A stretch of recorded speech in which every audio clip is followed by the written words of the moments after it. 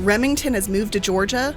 The Aloha spirit means no right to public carry of firearms in Hawaii. And warning shots are now self-defense. All of this and more today.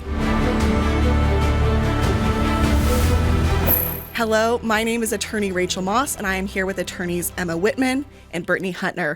We are so excited to bring you a new show talking about recent Second Amendment gun updates. We are here to talk about everything from those big United States Supreme Court decisions all the way to local stories. So if there's anything that you really want us to talk about, get in the comments, let us know. So Emma's going to kick us off today and tell us about a recent update with Remington. Yeah, so Remington is moving states officially. They are leaving New York and going to Georgia. Amongst various issues, one thing that they noted is they are enthusiastic to be moving to a gun-friendly state like Georgia. Yeah, I noticed that even the CEO, Ken Darcy, released a statement saying he was concerned about the legislative environment in New York. And I found that very interesting because I think this could actually be a new trend with gun manufacturers. We can see them moving from a liberal state like New York or an anti-gun state like New York, moving to somewhere that has a more gun-friendly environment. When they moved, I think Remington even said that they're moving to Georgia because it better supports and welcomes the firearms industry. Yeah, absolutely. And like you said, I wonder if this is just the start of what's to come, right? And how also, if you think about the bigger picture, how that could help Georgia, the citizens of Georgia, right? Economy, stuff like that. So it's a big deal that a whole company like Remington is moving. Definitely. I think I even saw that they're expecting that this move is going to bring $100 million to Georgia, as well as 850 jobs. So it shows that, firearm manufacturers can bring a lot of benefit to the community, not just from the ability to allow citizens to protect and arm themselves, but can also bring a huge financial benefit, really help out local economics. I think that's a great thing. Something I wanted to bring up is that I noticed that Smith & Wesson actually moved from Massachusetts to Tennessee, I think earlier this year or last year, after being there since 1852. And if that's not wild. A sign of the times, Yeah. I don't know what is. And I kind of like this because it's these firearm manufacturers saying, hey, we're not going to put up with these laws that really make it unfriendly for individuals to exercise their Second Amendment rights. And Absolutely. I hope that maybe that, affects politicians' views and opinions on these matters. Now, who knows if it will, right? But money talks, right? Especially with politicians, right? And so I wonder if, that's going to have an effect on policy moving forward in those states. Well, you imagine, too, that there's going to be so many jobs lost in New York from this move, and how many people are going to be gaining employment and boosting the economy in Georgia. So I feel like it would be hard for politicians to turn a blind eye to this. Absolutely. So I think we're going to keep an eye on this issue and see in the future, are we going to see more gun manufacturers doing the same thing in the future?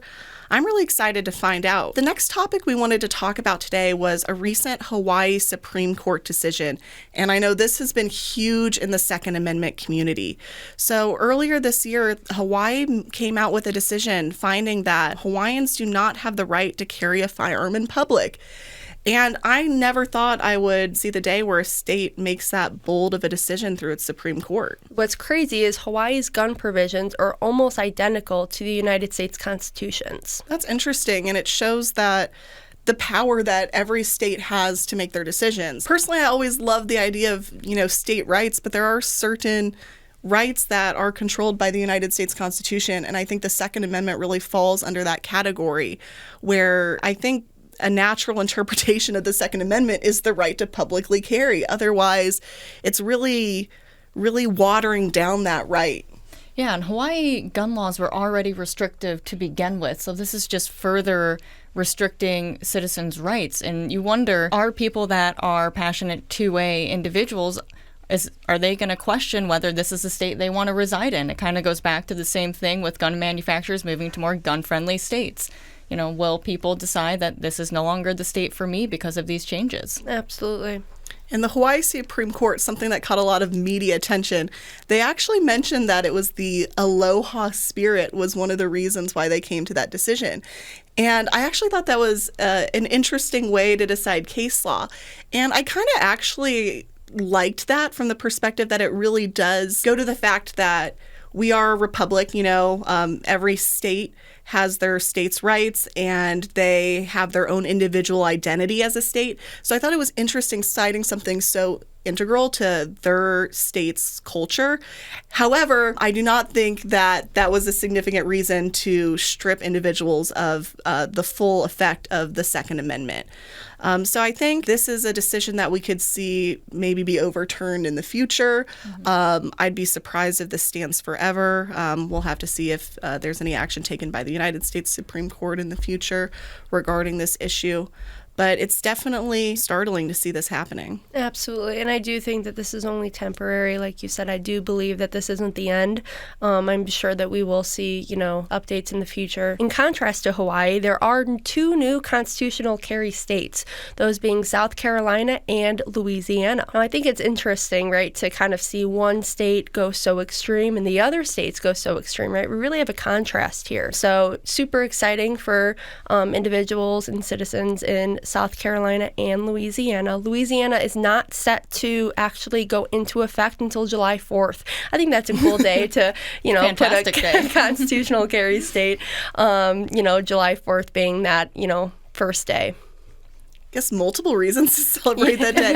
But, this is what we love to see. We love to see, freedom being expanded in the United States. I get really excited about this. And it was really interesting. The Louisiana state governor actually made a comment about referencing his campaign promises. And he said, I was going to get this done on his campaign. He said, I was going to bring constitutional carry to Louisiana. And within 2 months of being in office, he made it happen. I think that's a great flex as a governor to be able to say, I made good on my promise within 2 months of being in office. Absolutely. And I think it's really exciting that people in these states can really feel more comfortable in their ability to defend themselves.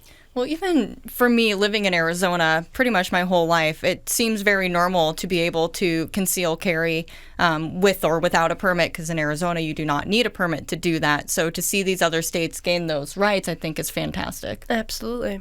Yeah, and I think it's great that it's not the government now that gets to tell you whether or not you can conceal a firearm. It's your choice in those states. Of course, like any state, there are going to be some restrictions. And I think we're going to see that in these legislatures coming up in the next year or two. There's probably going to be some battles to duke out exactly what some of those restrictions are going to be. I think certain lawmakers are going to have more of an interest to bring in more restrictions now that this right has been expanded. I think any time that there's kind of a win for one side, if you will, the other side kind of scrambles and feels like they have to make up for it in other ways. So I am really interested in keeping an eye on South Carolina and Louisiana and seeing if maybe there's going to be some restrictions on where you can carry, even though the concealed or open carry is no longer an issue. Another exciting update comes from Ohio, where the courts have determined that warning shots can now be brought up for self-defense. Now, I am really interested in this issue because to me it's kind of a two-part issue. The first is the legal decision, whether or not we feel like individuals should be able to get a self-defense jury instruction if they use warning shots. But I also think there's kind of a practical element for gun owners, because I know the Second Amendment community is kind of split on this issue. Should we use warning shots or should we not in self-defense? Brittany, I'd love to hear what you think. Yeah, I think it's interesting because just because, like you said, just because you might have a right to or that you have a defense, if you do use warning shots, doesn't mean that you always should, right? I do believe that in some situations it can absolutely de-escalate the situation, right? Somebody might not even take you seriously if you defensive display, right? There is a situation of that. Now, should you use warning, shots, I think is a specific analysis to the situation you're in. How crowded is the area around you? How many people are around you? What comes up must come down, right? But I do think in some situations it could be beneficial if you don't actually want to shoot someone, right? Some people in that situation, me being one of them, if I was in the situation and I had to, I would. But do I still want to? No, I would prefer not to. So I would personally like to try and de-escalate the situation as much as possible. But who's to say, right, especially in that moment, are you thinking, clearly enough to actually make sure that it's a safe thing to do? Yeah, I mean, as a criminal defense attorney, I think this is a fantastic holding in the case that we can now, if you're in the state of Ohio, raise a warning shot as self-defense. Because I think in reality, that is what people would utilize a warning shot for. In practicality, just from, human to human. I think warning shots, depending on where they occur, can also create a danger or potentially create a victim if you're issuing a warning shot in a highly dense area where there's, people, potentially, say, an outdoor shopping mall or somewhere where there's someone in the background that could be injured by this. I think that would raise a whole nother issue. But again, I think it comes down to when you are a responsible gun owner and you have to make that decision, making it appropriately. And I think something people have to keep in mind is that even if you have a valid reason to be exercising self-defense using deadly physical force, or if you're acting in defense of others, if you were to use your firearm and a bullet was to strike a third party, an innocent third party, you are still going to be held criminally liable for that act. It doesn't matter that you had a good reason, to be defending yourself or someone else. You will still be charged for injuring that third party. So you have to be really careful. And I think that's my big hesitancy with warning shots on a practical level. I tend to think if it's a situation where you feel the need to actually fire your gun in order to defuse a situation, the situation has risen to a level so dangerous that you probably need to be shooting and shooting accurately, because your life is then at risk. But I do think, like you said, Brittany, there probably are some unique situations where warning shots are warranted. I also think on a practical level that it's good that, Ohio individuals have this option. I guess more from a legal perspective, I think the Ohio Supreme Court made the right decision here. I think it's good that defense attorneys now have that option to argue that an individual's warning shots were self-defense. And at the end of the day, it doesn't mean that warning shots will always be found to be self-defense. It's still up to the jury to make that decision. And I think that's what's critical.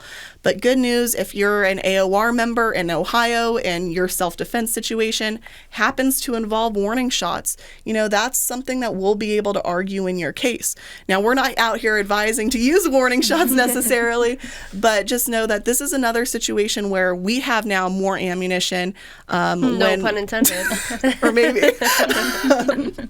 we now have more ammunition when we're working on your case. Yeah, absolutely. So I like this decision. Absolutely. And like we said, just because it gives you a defense in the future, or hopefully you don't ever need it, but if you do need it, it's there. Doesn't mean that you should do it, right? But it is nice. It's a tool in our toolbox. So. Well, one thing to keep in mind, especially as criminal defense attorneys, we know that not every case is going to fit in the same box. Every set of facts are different. Every client is different. Every situation is going to be different. So to have this option where if you did need to use a warning shot and that really was your method of self-defense, it's good that there is the ability to raise that and get the jury instruction for it. So the last hot topic we wanted to discuss today is that there are a few different states in the United States that have been proposing red flag laws.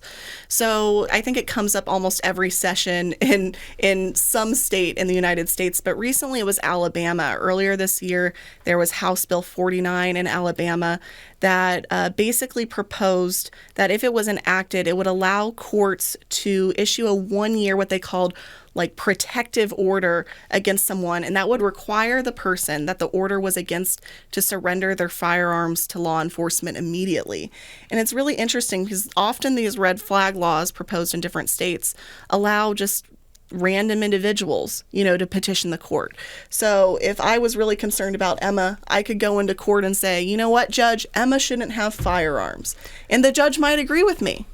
Yeah, I think that is so sticky. Here in the office, right, we handle orders of protection and injunctions against harassment, and all the time, right, people can check the box. Now, just because you check the box in the petition as a petitioner doesn't mean that the, judge is going to side with you. But I think that gives so much power to a judge, right? How many times do we see somebody take out an order of protection or something that shouldn't, right?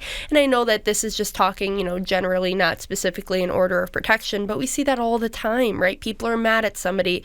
People know that firearms are important to them, right? And so that's kind of a jab at them, right? I think that gives the court so much power over someone. And so I am super, against this law specifically, or, bill in Alabama, because it just gives the power and individuals way too much power over other people and their rights. Absolutely. And I think the concern is that, especially in, potentially domestic situations or where people are splitting time with children, we see this with order protections a lot, where it's more of a tool that they're using for a separate proceeding, or there's an ulterior motive to what they're doing. And we don't want to be allowing that to deprive someone who should be able to have their firearms of that right. Absolutely. So it's a very dangerous slope that we would be on. And then, of course, the judge is left based on the information that they're provided, which may very well be, a he said, she said situation, to make a determination if this person should lose their rights for a year. That's concerning to me. This isn't a licensed psychologist or therapist that can make a determination on the person's potential mental state or what a legitimate reason would be that they shouldn't have a firearm. How are these states going to make that determination of where is the line? Where do we draw the line? Absolutely. And think about somebody who has a job who requires firearms, right? Like a police officer, right? That individual needs a firearm to actually do his job or her job. And so I think it's interesting to think about that aspect too, is are we depriving people of then their livelihood and their employment? Well, I think something interesting, you brought up the orders of protections. Often orders of protections require a finding that there was an act of domestic violence. And these red flag laws don't necessarily require that type of burden. They're a little different. Often it's, kind of what you mentioned regarding mental health concerns. So it's interesting that someone who may not have necessarily displayed a violent act, for example, could be stripped of their firearm rights. And it's kind of scary to see that it's becoming a big trend in the United States, and a lot of legislatures are really trying to push these through. They often fail while they're in session, so they often get killed in the state's House or Senate. But some of these laws are getting enacted in different states across the country, and I think we're going to continue to see this push over the next few years. Definitely something for us to keep an eye on, and we'll keep providing updates as we see it come through. Thank you so much for tuning in to our video about these recent Second Amendment updates. While you're already watching this video, why don't you go ahead, like, comment, share, and subscribe. You should go ahead and check out some of our other videos on the Attorneys on Retainer YouTube channel, and maybe take a visit over to attorneysonretainer.us to learn more about our Attorneys on Retainer program, as well as go to our law firm's website, attorneysforfreedom.com. Thank you, and we'll see you next time to talk about gun updates.